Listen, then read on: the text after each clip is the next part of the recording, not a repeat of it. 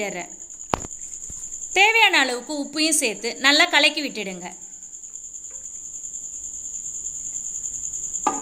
இப்போ தேங்காய் பால் கொஞ்ச நேரம் நல்லா கொதிக்கட்டும். இப்போ பாருங்க, இது நல்லா கொதிக்க ஆரம்பிச்சிடுச்சு. இந்த டைமில் நம்ம கழுவி வடிகட்டி வச்சிருக்கிற அரிசி இதில் சேர்த்துப்போம். அரிசி சேர்த்ததுக்கப்புறமா அதை ஒரு டைம் நல்லா கிளறி விட்டுக்கலாம்.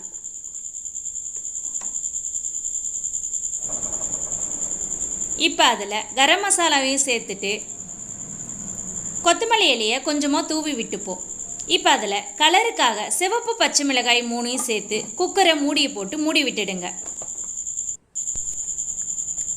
குக்கரில் மேலே காற்று வந்ததுக்கப்புறமா விசிலை போட்டு குக்கர் ஒரு விசில் வந்ததுக்கப்புறமா கேஸை சிம்மில் வச்சுருங்க. சிம்மில் வச்சு